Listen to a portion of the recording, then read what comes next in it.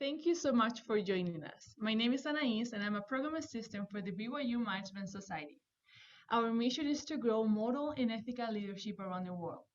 We are so excited to listen to and learn from our speaker today. Thank you to those who submitted questions when you registered for the event. Bonnie will be speaking to several of those questions in her remarks. We are also welcoming you to put questions in the Q&A box instead of the chat box throughout the event. Bonnie will take time at the end of the webinar to answer questions from there. In case you were wondering, this event is being recorded, and the link to the video will be available on our website on the webinars page. I'm going to turn the time over to my co-host, Tori, to introduce our amazing speaker. Hello, everyone. My name is Tori, and I am also a program assistant for the BYU Management Society. I'm excited and honored to introduce our speaker today. Bonnie Oscarson was born in Salt Lake City, Utah, but her family moved around the country several times as she was growing up. She attended Brigham Young University and majored in commercial art. She met her husband, Paul Oscarson, when her family lived in St. Louis, Missouri, and they were married in the Salt Lake Temple in 1969. They are the parents of 7 children and have 29 fascinating grandchildren. Paul and Bonnie served as mission president and companion in the Sweden-Gothenburg mission as a young couple, and then returned to Sweden in 2009 to serve as president and matron of the Stockholm, Sweden Temple.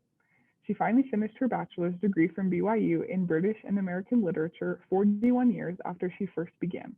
She is glad she did it, but does not recommend that educational plan. Bonnie was called to serve as the Young Women General President of the Church of Jesus Christ of Latter-day Saints in April 2003 and was released in April 2018. Since her release, she is enjoying spending time with those fascinating grandchildren and catching up on her reading.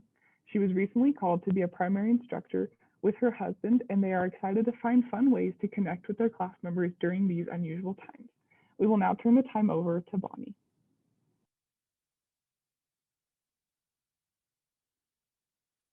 I'm so honored and privileged to be with all of you today. I am grateful to be a part of the BYU Management Society board and have been doing this for, I guess, a couple of years now. I love that the purpose of this organization is to promote and increase moral and ethical leadership in the world, which is something we really need.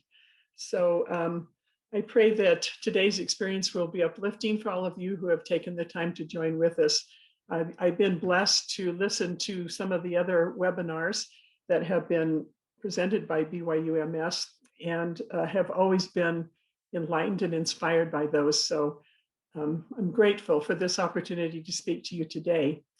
My background is perhaps somewhat different from many of your speakers. I don't come from a business school or a business experience background, but I have been blessed with many experiences in my life, in my home, in the church, and in the community that have helped me develop and think about leadership skills. And so I hope to share with you today the path that learning about leadership has been for me in my life and how I've learned those skills. I think most of us would agree that our lives rarely 100% go the way we plan or think they're going to go.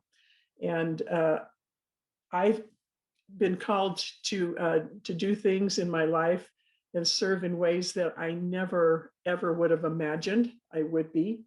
But I'm eternally grateful that Heavenly Father saw more in me than I saw in myself and provided opportunities and experiences to serve and to lead in ways that I never would have imagined. And I think that's true for all of us, that we're going to be given opportunities and experiences that we never would have imagined, but will be good for us. I believe very firmly that the Lord knows each of us and He knows what we're capable of accomplishing during our lifetimes if we're willing to trust Him. And I know that He also is going to want to push us to our greatest possibilities. And that is so that we can grow and progress. And I'm grateful for that. I'm grateful that He trusts us. Recently, President Nelson invited all of us to be willing to let God prevail in our lives. He said that part of the meaning of the word Israel was to be willing to let God prevail, let God prevail. And so when we do that, when we're willing to let God prevail in our lives, then the opportunities open up for us. And he knows what we're capable of, and he knows what's possible. And he will use us as leaders, not just in his kingdom, but I think in the business world and in the community. And I'm grateful for that knowledge. So I also have a real testimony that the Lord knows what's down the line for us, and he provides opportunities for us in our lives that prepare us for what is ahead. I know that that's been true in my life. And so those are some of the experiences I would like to share with you today, are how I followed this pathway to in leadership, and how I learned along the way. It was mentioned that it took me 41 years to earn my bachelor's degree, and that's certainly not an educational track that I would recommend for anybody. But when my children were older and I had more time, I felt very, very impressed that I needed to earn my bachelor's degree. And it was hard for me. It stretched me to the limit. It was, I hadn't, been to school for 40 years, and so it was extremely difficult. There were times as I was working on this that I was wondering, I kept asking myself the question, why am I doing this to myself? Why am I willing to take this time now in my life when I don't plan to use it for a vocation, but I felt like it's something I needed to do. And shortly after I finally earned my bachelor's degree, we were called to serve in the temple in Stockholm, Sweden. We were given opportunities to grow and to learn and to how to manage and how to direct the work there, for which I'm really, really grateful. And so part of the experience of having gone to school and done that hard thing did help me prepare for the next assignment. And it was a great, wonderful leadership training experience I'm going to talk about a little bit more. Shortly after we returned from the temple mission to Sweden, I was called into the Young Women General Presidency and was expected to write talks and to sit in executive councils. And I was so grateful for the experience. My emphasis in my college program was British and American literature, and I was expected to do a lot of writing. I was grateful that I was caused to stretch, that I was encouraged to learn how to write better. So again, the Lord knows what we need down the line. And I think I felt impressed through the Spirit to finish my degree. I was also called in that position to serve on the Church Education System Board. And I was grateful that I had finished my degree and that I had that experience with the BYU Bachelor of General Studies program. So all these things work together when we're willing to let the Lord prevail in our life. So I guess I'm a prime example that there are many different pathways to learning how to gain leadership skills if we're open and willing to do that. And for those of you that have the opportunity to participate in BYU's Management Society and BYU's programs, that is a great blessing. But we can always look for other ways to learn leadership skills. So I've been a member of the church. I'm going to talk about my life a little bit here to kind of give you some background. I've been a member of the church my whole life. And I lived in a small town north of Salt Lake City until I was 9 years old, and then began the life of a nomad. My parents decided that they wanted experiences outside of Utah. And I'm grateful that they were willing to be adventuresome and to do that, and to tell, my father worked for an oil company, and to tell them that he was willing to be transferred. And because watching them as they lived in smaller areas where the church was smaller at the time, they were given opportunities to serve in leadership callings that truly impacted and influenced me. For instance, we were moved to Bartlesville, Oklahoma, which was the headquarters of my father's company. And we had only been there a very short time. I was 12 years old at the time. My father was called to be the bishop of this little ward. We were so new that as we were sitting in sacrament meeting and they announced my father's name, the man who was sitting next to my father turned to him and he said, "Who in the world is that?" To which my father stood up and walked up on the stand. So he found out quickly. But my parents' willingness to accept calls to serve in leadership positions was kind of the beginning of, excuse me, of my pathway to leadership. When I was 14, my family moved to Nashville, Tennessee. And at the time, the church was very small in Nashville. Now there are stakes and temples and everything else in the area. But at the time, there was one little branch in Nashville. And this was a grand education for me. My father was called, we could bring up a picture of my parents here at this point, I think. There they are. That's my mom and dad. They're both gone now, but these are the two people that gave me the beginnings of these leadership skills. So my father, when we were called to, when we lived in Nashville, was called to be the district president, and my mother was called to be the district relief society president. And I was at a very impressionable age 14 to 17 when we lived there. And let me just share an example that I learned from my parents in leadership in this small area. So you can put that picture down if you want. Thank you. One time we were in a branch conference in a chapel in the hills of Tennessee, and it was kind of out there, a small little branch. It was a rented chapel. And one of the things that you do in a branch conference is to sustain the branch leaders. And so my father was conducting, like I said, it was this little rented building. It was summertime and it wasn't air conditioned, and it's hot in Tennessee in the summertime. But my father is conducting and he's sustaining the branch officers. And when he says to the branch, we present this name for your branch president, all in favor, raise your hands. Half of the branch raised their hand. When he said, if there are any opposed by the same side, the other half of the branch raised their hand. And I turned to my mom and, you know, with a look of surprise on my face, I've never seen that happen before, Mom. What happens now? And that's when the leadership lesson learned that day. These were people who are perhaps more humble and maybe not as mature in church government as we had been used to in Utah. But the way my father handled this with his counselors was amazing. He said, we're going to suspend the meeting for now because we would like to talk to each person who has raised their hand to not sustain. And so my father and his counselors took each one of the people who had raised their hands in opposition and on a one-on-one basis and listen to them and talk to them about what their reasons were. I think that has stayed with me through all these years because of the love and respect that my parents showed for everyone. They recognized that everyone has opinions, has talents to give, has ways to serve.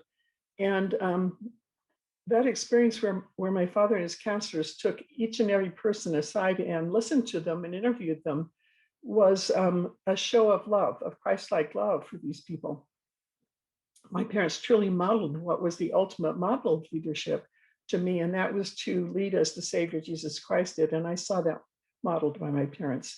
Well, there weren't any significant reasons, and the man was finally sustained. But I remember sitting in that little chapel with my mom in that heat, fanning ourselves, and just watching this whole process. But what a learning experience that living in a small area of the church gave me.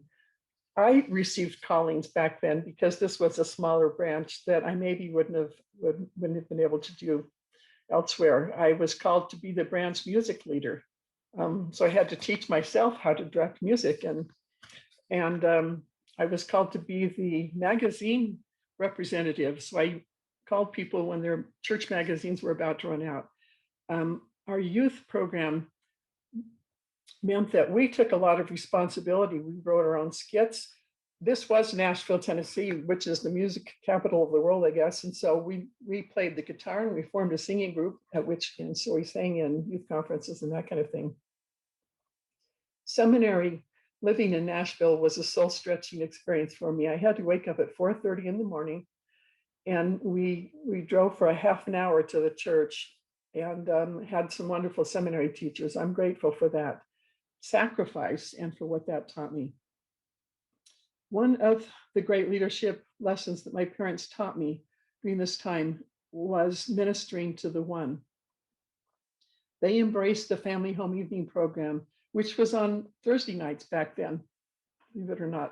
But we always invited people who needed friends to come and join us for family home evenings, for Christmas, for Thanksgiving, for Sunday dinner. We always had missionaries or newlyweds or students or those who are new to the area in our home. My parents showed that each and every individual is important and has something to contribute, and they elevated people. I'm grateful for that example of leadership and ministering that I was shown in my youth. Well, I graduated from high school in 1968 in Nashville, and then my family moved to St. Louis, Missouri, and that's when I began attending BYU. I met my husband on the Temple site at Far West, Missouri. That's a story in and of itself because there's not much there, so to have met him there is something we consider to be somewhat of a miracle. We began dating a year later, and we're married, as was said, in 1969. So as we began our family is when I dropped out of school and had to plan that for later. But my husband was hired by May department stores and was an executive with them for several decades. And then the last 2 years of our life, he worked for Macy's department stores because they bought May department stores. But we moved around a lot too. And during the course of his career and our life together, we had 3 children. We were expecting our 4th. In 1976, we were called to serve as mission president and companion in the newly created Sweden Göteborg mission for 3 years. I was 25 years old, and my husband was 29 when he was called, although he likes to point out that by the time we went to Sweden, he was 30. This is a picture of us at the airport leaving to go to Sweden as mission president and wife. We had a newborn, you can see, and we had another baby during the time that we lived there. Our motto, because we were so young and feeling our inexperienced, is anything too hard for the Lord? I'm grateful for the defining experience that this was early in our lives, that it prepared us, that it taught us, that we were able to participate in helping to grow the kingdom in Sweden. The 3 years, I was not your typical mission president's wife because I had this young family. So I was home with my children most of the time. And I was told not to call myself the mission mom, and the missionaries weren't to call me mission mom. But we were trained and we grew and we loved that experience. In fact, I think one of our missionaries may be joining in today. So hi, Elder Chapel, if you're there. Those missionaries, both the brothers and the sisters, became so dear to us and helped us learn and grow. When we came home at the end of that 3 years, I remember having the feeling, how can anything beat this past 3 years? It's all going to be downhill from here on out, because I don't see how anything can come close to that experience. Well, little did I know that the Lord has great things in mind for all of us. During the course of our marriage, we lived in Southeast Missouri. We lived back in St. Louis. We lived in New Jersey, Boston. Then we were in Houston, Texas for 13 years. I was called several times to work as a young women president, again, preparing me perhaps for what was to come. 3 different states. I was a young women president. I taught seminary for 9 years. Again, working with the youth, I had a lot of opportunities to work with the youth. And I think the Lord blessed me to have these experiences because it served me later in great ways. So in 2006, my husband's job brought us to Salt Lake City from Houston, Texas, when May Department Stores was bought by Macy's. And I went back to school. I finally graduated in 2009, 41 years after I had begun school. And so we decided that it was time to take an early retirement for my husband. And I was done with school now, so we were going to serve a mission. So we put in our mission papers and we received a mission call to go to Hong Kong. 10 days before we were to go into the MTC, we received a phone call from President Uchtdorf's office asking if we would meet with him. He changed that mission call to Hong Kong to be the Stockholm Temple President and Matron from 2009 to 2012. It was spiritual whiplash to go from a call to Hong Kong and then to know we were instead going to Sweden. But we wept tears of joy to think that we could go back to this country that we had grown to love so very, very much. Working in the temple in Stockholm was an interesting leadership position. And it often happens in the church. Here we were as a non-native couple directing the temple. And we learned that it takes humility to understand that others have more expertise than we do in their cultural experiences and their cultural traditions, but we still have the opportunity to maintain the discipline that a temple is supposed to have and the principles that lead that. When I first got to Sweden, I found a document that is called Conversation on Leadership. And it was with Elder David A. Bednar. It was a leadership forum, and I don't know if it's still being held or not, but it was being held quarterly for leaders of church employees in Salt Lake City. And so it was an interview with Elder Bednar. I really studied this. I felt impressed to study this document on leadership, and also did some research about Elder Bednar. To me, he was just an apostle at the time. But I found out that we have some tremendous talent and leaders within our higher church leadership. Elder Bednar has a PhD in organizational leadership and a huge amount of school experience in leading and teaching in business schools. He's the author of numerous books and articles on leadership and on organizational behavior. And that's just a small portion of all of his accomplishments in that area. So I was grateful to study this document on leadership that is available online. It's called, what did I say? A Conversation on Leadership, and it's from February of 2010. Well, some of the things I learned that helped me in the temple to be a leader was that he said we need to lead as the Savior would. That's probably one of the most ground-lying principles. He talked about the importance of councils, of governing and leading through councils, of listening to other people, that inspiration and ideas are scattered and that we need to listen to one another and include everyone in that discussion. I was grateful for that. He talked about the importance of listening to the Spirit and being led by the Spirit in our leadership. And one of the principles that he really emphasized was that we should always, as leaders, be training the people we work with to replace us. That leadership is about developing people and helping them to gain competence and capacity and confidence in what they're doing.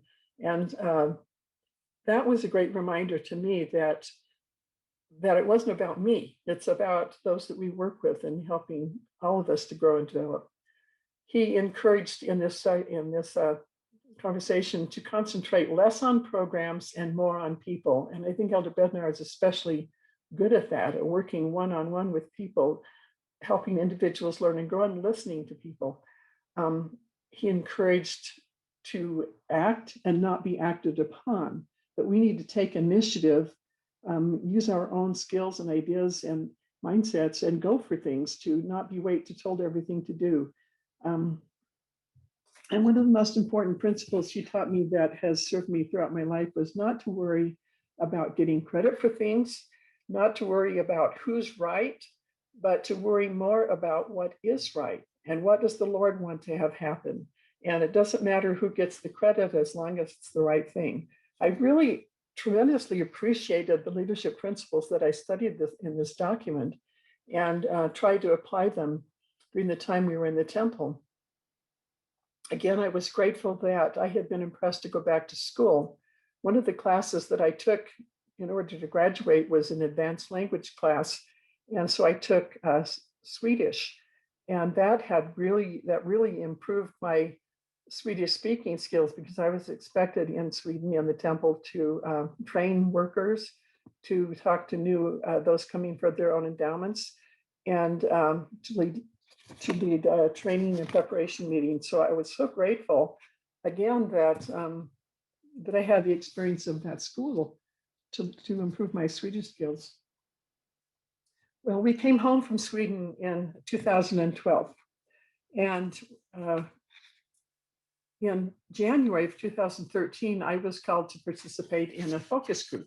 I had no idea, I'd never heard of that word. What is a focus group? I didn't know. Well, it was a group of women who were called together. And what I didn't realize, that it wasn't very typical in a focus group to have an apostle, a 70, and the current Young Women General President there. But it was an interesting experience, and we were asked questions and discussed things. And so about a month later, in February of 2013, I received a phone call asking if my husband and I could meet with the First Presidency. And those are phone calls that rock your world, that change you forever, and that worry you to death. I had no inclination, I had no premonition of what was going to happen, but we found ourselves walking into a room with the whole First Presidency sitting there, and President Thomas S. Monson called me to be the Young Women General President for the church. I lost it. It was totally a surprise. It was totally coming out of the blue. And I started crying, of course. When I could gain control of myself, I looked at President Monson and I said, President Monson, I don't know anything about how to do this. And he just got a funny grin on his face and he said, well, of course not, Sister Oscarson, we just called you. So I was kind of an out of the box experiment, I think. I had no experience on a general church level.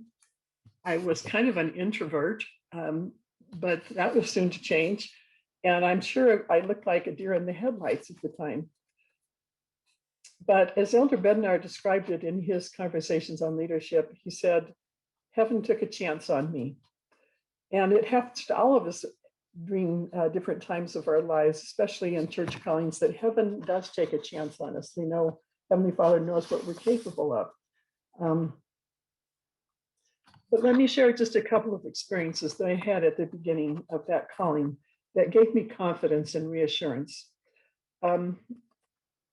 I really was scared about this, not having had any experience. So many of the women that had preceded me in that calling had come up through the ranks as a board member, a general board member, and then maybe a counselor, and then called to be the president. And I was just coming out of the blue with none of this experience behind me. And I was feeling very insecure about the whole thing. One day I was sitting alone, and I was just feeling overwhelmed. I'd been called, but not sustained yet.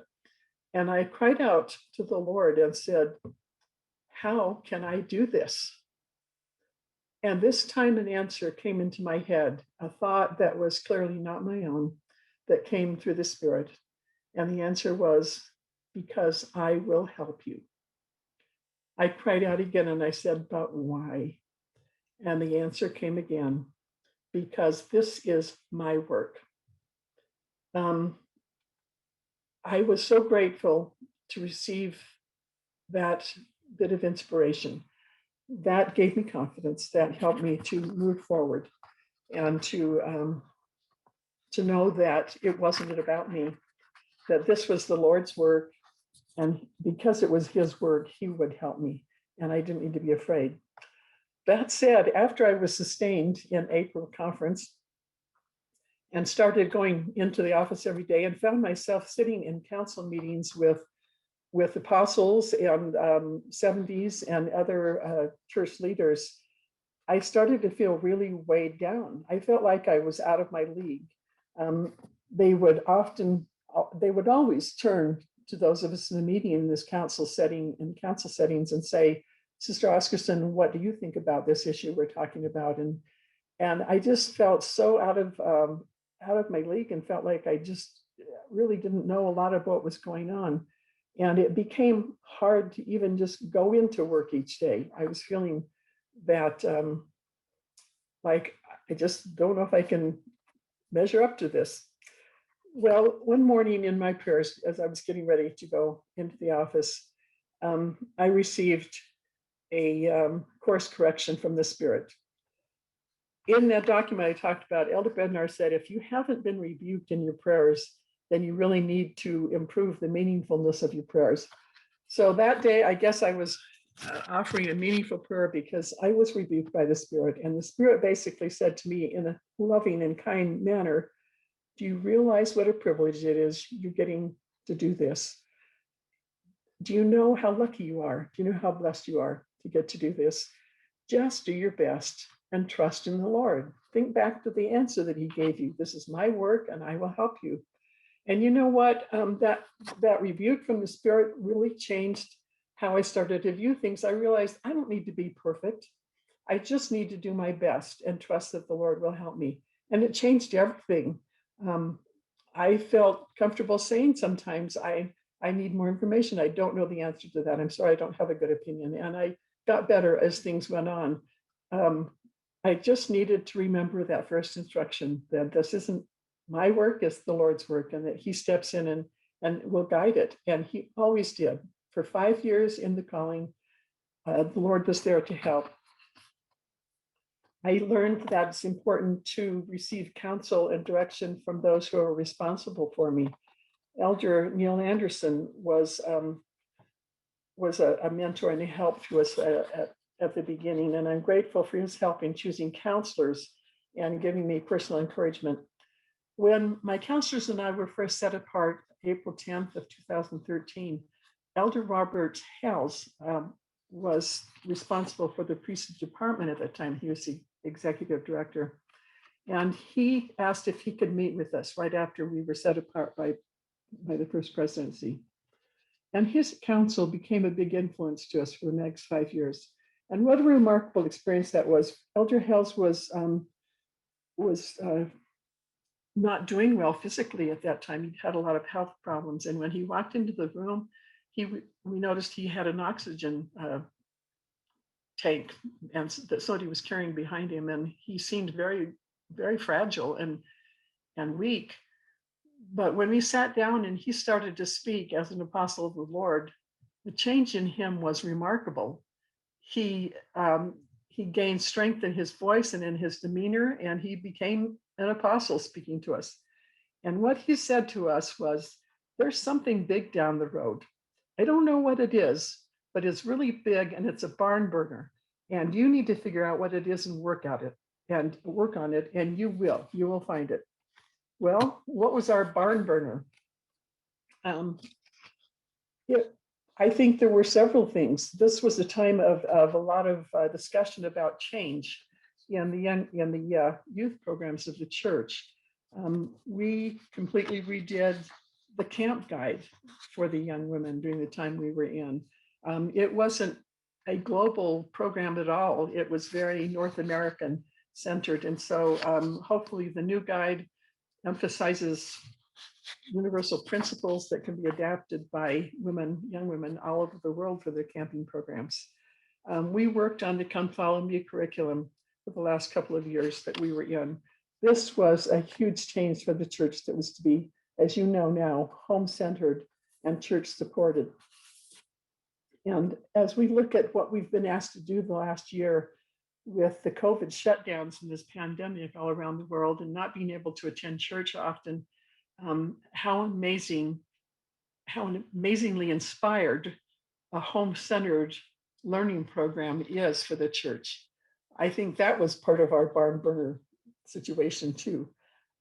Did we know a pandemic was coming as we were discussing this in councils? No, we didn't know a pandemic was coming, but we did all feel great urgency and confirmation that this was the correct approach, that we needed to have more home-centered activities, more home-centered learning.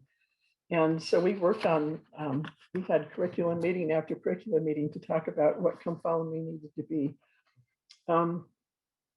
It also became evident that the church, the young men's program of the church was going to be separating from the Boy Scouts of America program. And we felt inspired as a young women presidency to say, if you're going to change the young men's program drastically, can we please be in step with you and put our programs together and coordinate them? There was large inequality in the amount of money that was spent for the young men's scouting program versus what young women got. And we felt like there needed to be more equity and more cooperation between the two programs. So we did that. We spent meeting after meeting, hour after hour, discussing what the programs for the youth needed to look like. We started the fires, but we didn't completely burn the barn down. That happened after we were released. Others have tended those fires and have continued the program. And again, I go back to what Elder Bednar taught, that it doesn't matter who gets the credit, it doesn't matter who starts things. He knows what's needed and the timing for that. And it doesn't matter who gets the credit for it. I'm just grateful that we could be a part of that process and for the things that we learned and for the ways that we were guided. We had a personal advisor in our young women presidency when we were first called. His name was Elder Paul Piper, and he encouraged us to look at things differently. And I think that's a great principle of leadership too. I was grateful for him doing that. He said, don't feel like you have to do things the way they've always been done. He encouraged us to consider something different for our general board. And so the result was we had an international board. We had sisters called, one from Peru, one from Brazil, one from Japan, one from South Africa, one from Brooklyn, kind of a foreign country. And then we had 4 local sisters on our board. And it was a great blessing to be able to work with these sisters all over the world. We managed to find a way to meet once a month with all of our board members. We had to find a time of day that didn't put anybody in the middle of the night. So that was a challenge.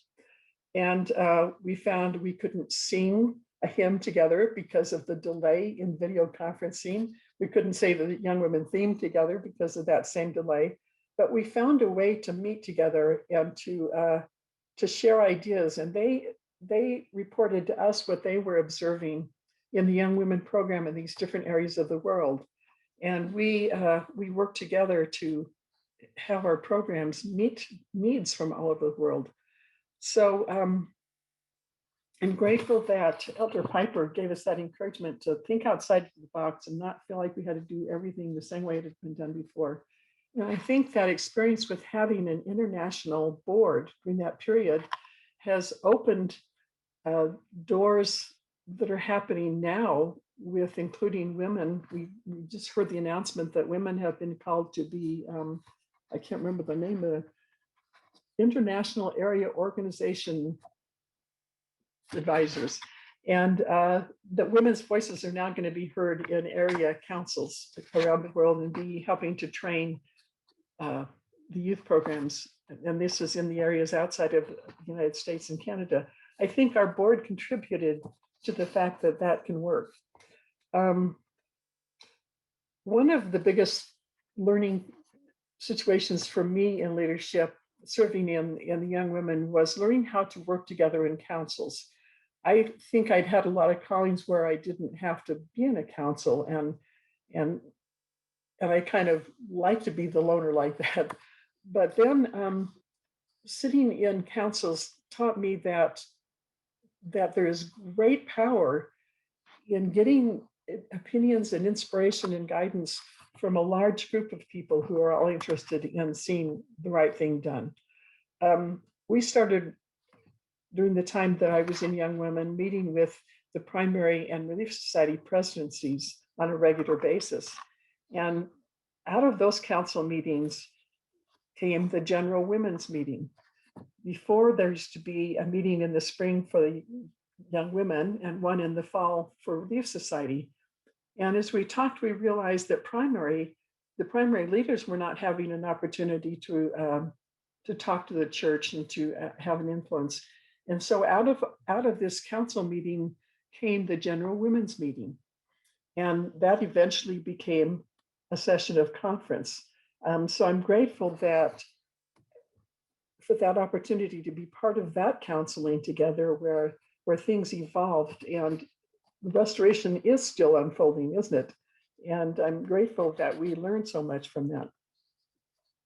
I was called during the time I was in Young Women to serve on the Missionary Executive Council. It was the first time that a woman had ever been called to serve there. And you have to understand that there are three main councils that direct the work of the church within the church organization. There's the Missionary Executive Council, there's the Temple and Family History Council, and then there's the Priesthood and Family Council that everything else fits under. And so I was called to serve on this Missionary Executive Council. We met every Wednesday at 1 o'clock. And at the time, Elder Oakes was the executive director, but it also included Elder Bednar, Elder Anderson, Bishop Waddell, and Elder Nielsen. And several other 70s would join us from time to time who served on the board. I was the only woman on that council and was sitting in a room every Wednesday afternoon for a couple of hours with three apostles and several 70s. And it was a challenge at first to feel confidence to speak up and speak my mind. But I have to say that the respect that I felt coming from these brethren was tremendous. I was always encouraged to share my opinion or what I was thinking. I learned that it was very important to listen to the Spirit. Sometimes the Spirit would say to me, "You need to share that thought you just had out loud." And sometimes the Spirit would say, "No, you don't need to share that one." So that became an important thing. But during this time, I got to work with these brethren. We did broadcasts to the missionaries throughout the world. We did press meetings. I got to participate in the dedication of the new MTC. We trained mission presidents and their wives and visitor center leaders. This was a true leadership training opportunity for me. And I'm so grateful for the way in which I was treated even though I was the only woman at the time. I always felt comfortable that I had a place there and that my voice would be listened to. And so it speaks to the fact that sometimes there's not going to be equality in numbers of men and women, but if the attitude is right of all those that are in the council, then I think women will feel like they have a voice and a position to play. Now they have included another woman in each of these councils. So I'm grateful that the church is kind of evolving to see the importance of having women's voices in these kinds of meetings. I was a recipient at times in this experience of serving on this of personal tutoring. Elder Bednar does have a real emphasis in his life of ministering to the one. And there was one time when he asked if I would help with some training. And he knew I felt a little insecure about it. So he volunteered to come and sit down with me and a few other of the young women leaders one-on-one to talk about how to speak through the influence of the Spirit and how to act. He gave us a training session. I know he had more important things to do that day. He's an apostle. He has tremendous things on his agenda, but he truly showed Christ-like service in giving us personal training and guidance for about 30 minutes that day, one-on-one. I'm grateful for those examples that I saw and that I was the recipient of. I also served on the church education system, and there were two women in that group, so that was good. Well, for 5 years, I was out of my comfort zone, and the Lord carried me and he helped me do what I needed to do. I'm grateful to know that heaven trusted me. I'm sure I made some mistakes. I had some important lessons to learn. One of the things I tend to do is to be too blunt at times, and I had to learn to temper that and to be considerate of other people's feelings. One of the marathon things we were asked to do were the international overseas trips. They are marathons. They are filled with training meetings and home visits. missionary meetings and dinners with leaders and press conferences, and there is not a lot of time to prepare adequately for those. But I learned that what the Lord said at the beginning when I was first called, that he would help me, that he would help make up the difference when there wasn't time, that I could pray and then pray again and receive the help I needed. One of the hardest things I found was writing talks. I'd never felt I was a great writer, but I'm grateful again that I felt impressed to go back to school and hone those skills a little bit. But somebody found a little meme that my counselors and I used often. I'll have you bring this up. It's a dog sitting in front of a computer. And we found if we could follow these rules of writing that things got easier. First rule of writing, sit. Second rule of writing, stay.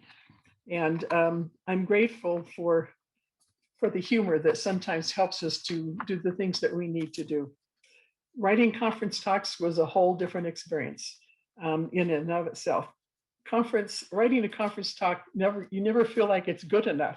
You know it's going to be published in the Ensign, now Liahona, and used perhaps as lessons. And so it just never felt like, is this good enough for that? But here's what I discovered again. This is his work. And sometimes if I didn't have enough time to keep working on something and perfecting it, I would pray, Heavenly Father, please magnify what I'm trying to do in the hearts of those who will hear it. And he did. Make it what it's supposed to be. And the Lord steps in, and I can't tell you how many times it felt like that happened. So even though our efforts sometimes don't feel like they're all they should be, the Lord can make up the difference. And at the end of I'm not at the end of the pathway yet, I'm still learning and growing, but here's some things that I have learned through my lifetime of learning leadership. And the first and foremost is to lead like the Savior leads. And he does that with great love. For those that he serves and for those with whom we serve, we need to have more love. People are more important than programs. And he encouraged us to learn of me, and he encouraged us to follow him.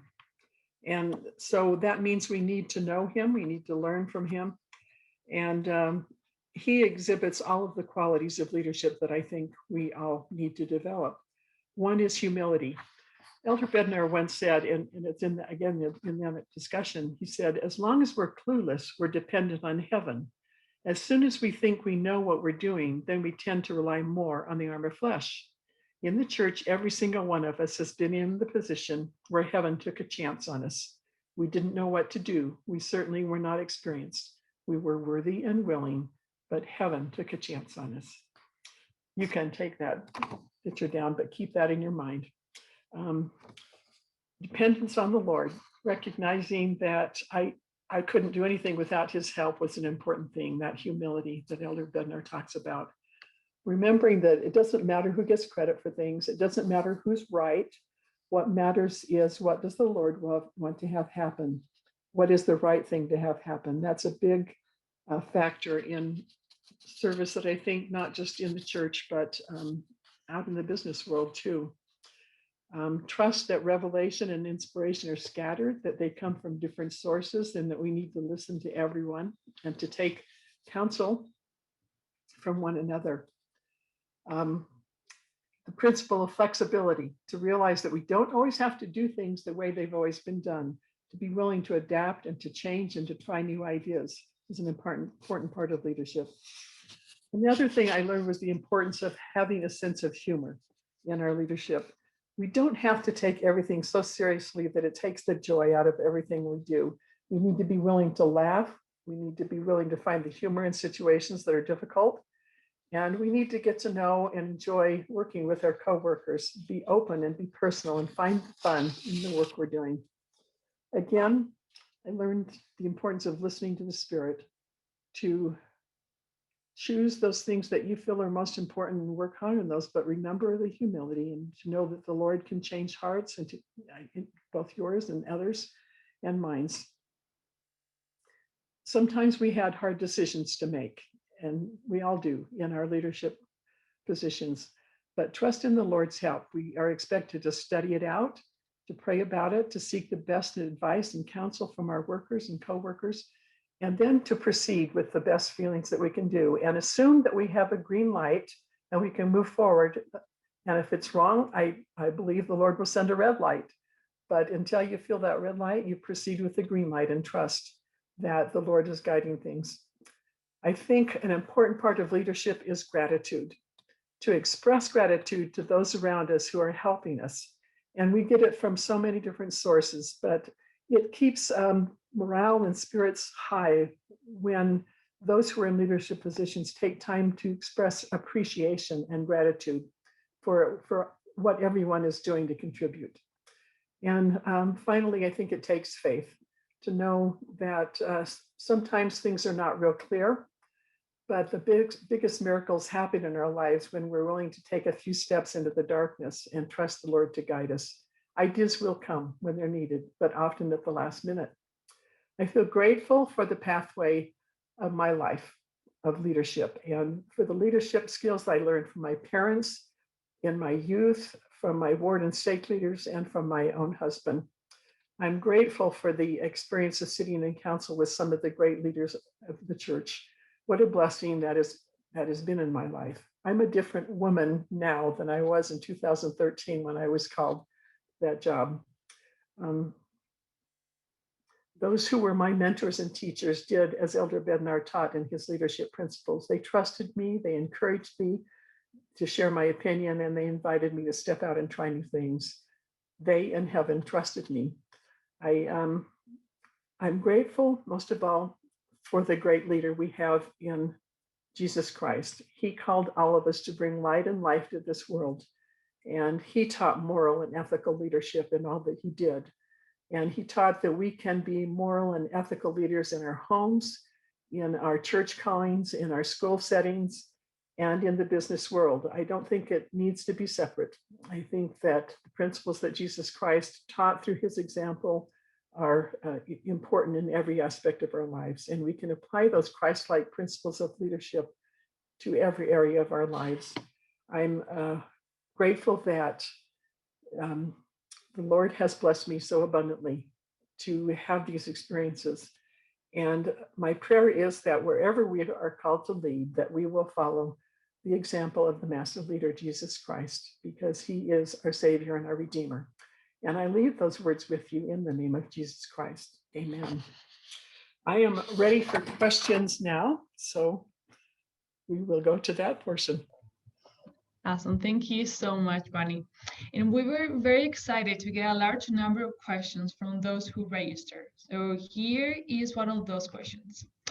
How have you seen the chance for women to teach and lead in the church change over the years? And how can women lead in a workplace if they are surrounded by men? I think I mentioned some of these things as I was talking, but for those who might feel that the church leaders are not sensitive to what women feel, I can tell you 100% that is not right. They are extremely sensitive and in tune with the concerns that all members of the church have, and especially women. There's been a lot of discussion about making sure that women's voices are heard more. And I think one of the big revelations for me of big changes in the church with new programs was that it happens slowly. You can't, it's like someone compared it to a large ocean liner that you can't turn on a dime when you're in a large ship like that. And I think the church takes that approach that things can't be changed on, just knee-jerk style. They need to be discussed, and it affects so many people and it affects so many different cultures now that things need to go slowly. But there is a great awareness that women's voices need to be heard, and I think they are more and more. You see women being called to these these leadership councils now, the executive councils, and this change with the International Area Organization advisors is going to be a beautiful, wonderful way for more women's voices to be heard, because they'll be invited to join in area councils with area presidencies to reflect what's going on in the women's organizations of the church. I think that things are happening, and I think we're going to see more and more. It's important for men to be respectful, to say all voices in this council need to be heard. Sometimes there's some old prejudices to overcome, but we need to make sure that everybody's voice gets to be heard, and women need to speak up. And I know that as I traveled internationally, there's some cultures still where women's voices are not valued and heard. And so we played a great role in being women from general church leadership who came in and taught and trained. And that was a revelation to some of the men. And we were often encouraging them, make sure you listen to the women in your councils and make sure that women's voices are heard in ward councils. So I think we're going to see more and more changes continue to happen in that area. Awesome. Thank you so much. And here's the next question. How do you balance the need to reach the one and minister to the whole? Oh, that's a good question. I think it's a balance of time. There are times when you have to be looking at the big picture and taking care of overall things, overall concerns. But I think it's important to schedule our times and make sure that we always allow time to bring individuals into our sphere. And I think some of the sweetest experiences I had as I was traveling around the country were the home visits.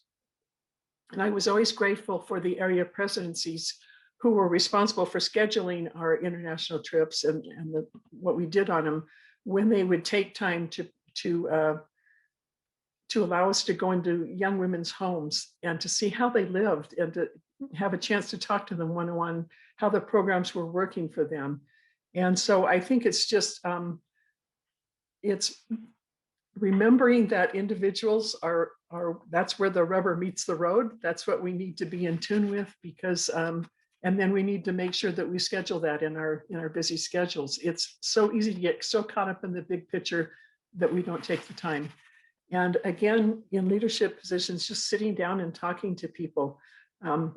I know one thing we had to remind ourselves as presidency do was to take time to talk one-on-one with our board members, not just have a board meeting, but to take time to interview them individually and say, how are you feeling about what you're doing? And to do this one-on-one. The Savior set the perfect example again. He ministered one by one at times. Sometimes he did big picture, sometimes more often he was interacting with individuals. And we just need to make sure that we make that a priority in our lives. Perfect. Thank you so much. Tori will now share some questions from the Q&A box.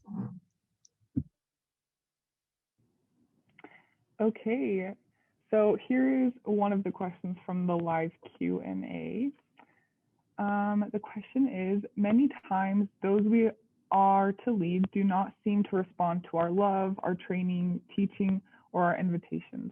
How can we help them to catch the vision? Well, go back to the last question of maybe one-on-one. If you're seeing that somebody's not responding or falling in line with what you hope will happen, I think one-on-one conversations to say, what are our goals? What are our purposes here? And how can we accomplish those better might bring a conversation around to more sensitivity.